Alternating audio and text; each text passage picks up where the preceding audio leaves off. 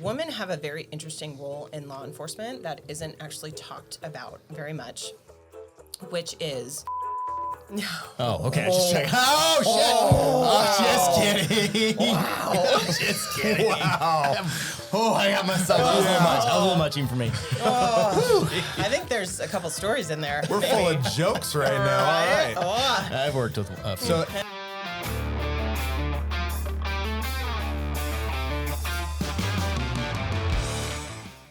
So I'm fresh out of the academy. I'm like almost 23 at this point, you know, and I'm like, here we go. Suit on. that was a shit show at 23. Oh, yeah. I had you. my Me like too. Ann Taylor suit and my, you know, all the things. It was great.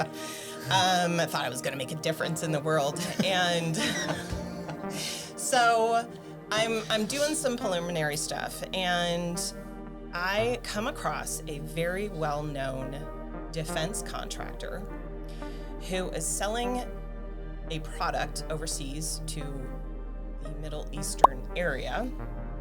And this product is on the forefront of, shall we say, unpiloted things.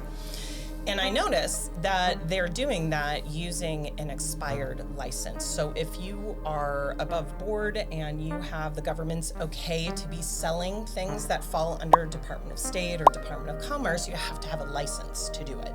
Okay. Because they want to know what's happening. Right. Well, they were using a license that had been expired for like 15 years. So I remember thinking like, this is like, holy cow, I'm doing this you know, right out of the academy. I take it to my supervisor. I'm like, check this out. And it was like, don't bother.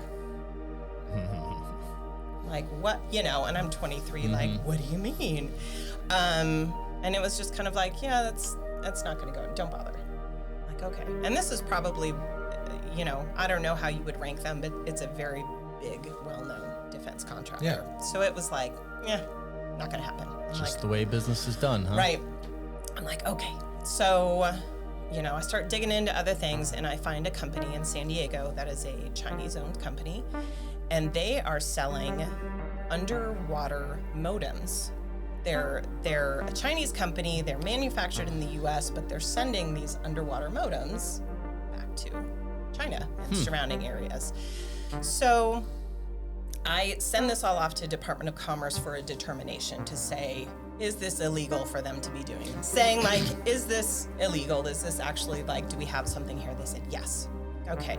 So it was, I'm not even kidding you, a year and a half, almost 2 years of dumpster diving, putting together shredded documents, like all the things.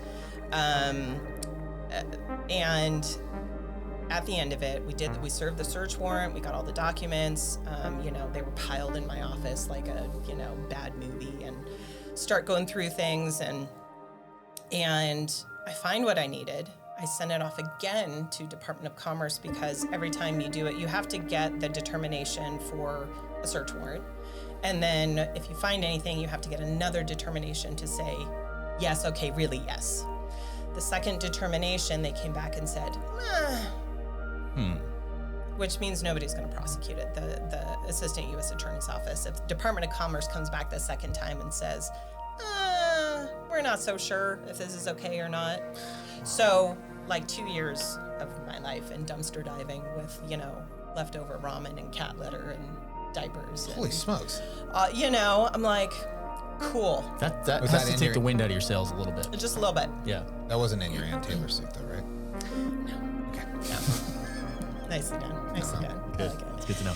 Nobody talks about that being like, this is why this category of people shouldn't be in this job. They talk about that individual versus, you know, a woman doing something really stupid or, you know, whatever it is, or being poorly trained, not taking it upon herself to make sure her skills are on point and she knows what she's doing and she's going to go home at night and not hurt anybody else.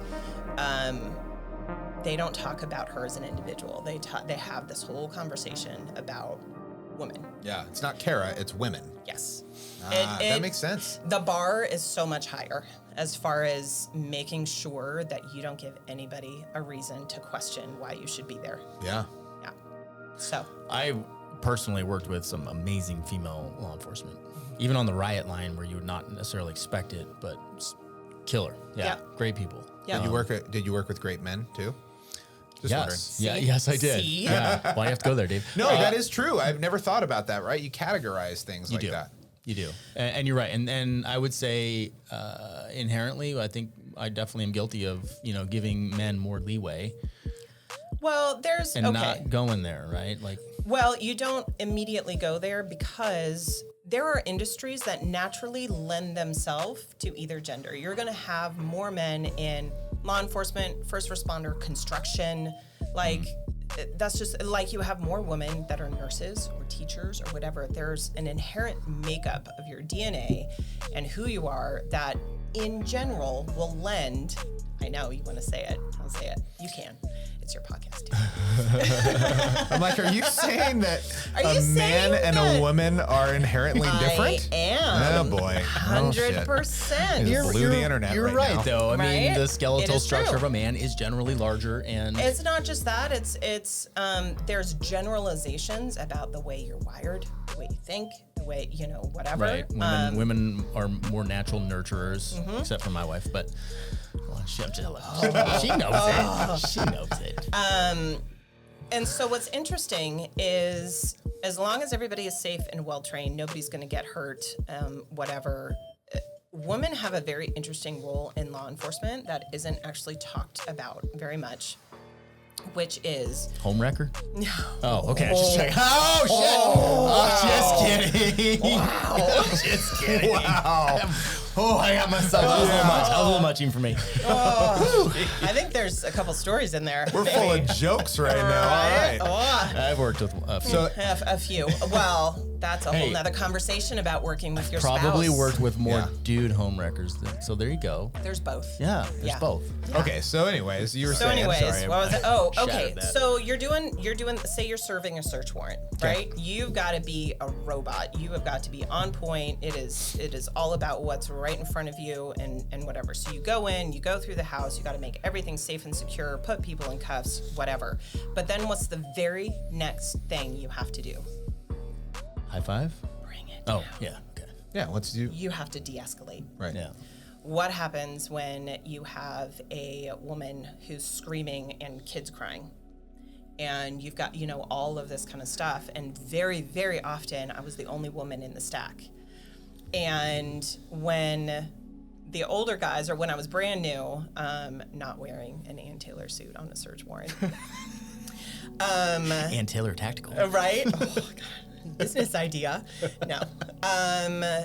The guys would once everything was done and we were having to de-escalate and figure out what's what and situate, they would kind of like shove me towards if there was a woman in the house. Right. And for the first couple of years, I really resented it. It was like, oh, just because I'm, the only woman in the stack, I've got to take it. And I don't know anything about kids. I don't know anything, I really, I resented it in a lot of ways. But what I came to realize over the years was like, I am so much better suited to de-escalate this situation and this scenario than maybe some of the other guys that are here. 100%. Yeah.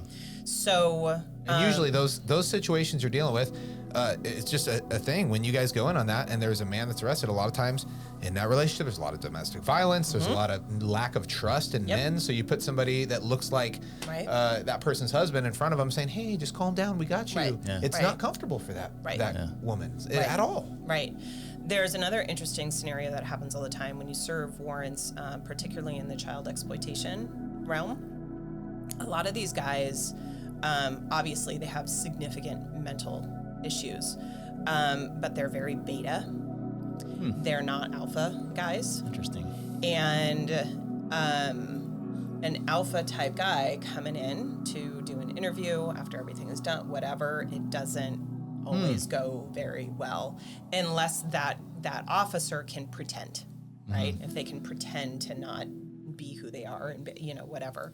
So the amount of interviews that I've done with that particular investigative area where they talked to me versus some other dude. Yeah, that's interesting. It's very interesting. So I wouldn't generalize this for law enforcement across the board, but when you're talking about investigative areas and some of those scenarios where you're serving warrants and getting evidence and all of that, if you have the baseline of everybody's got to be able to do their job well and safely and be well trained, having women in that scenario brings a different layer to it that is so extremely helpful. It is funny too, especially when tensions are high and you're in a stack or you're there and you're there when everything's really, really high before you can calm everything down.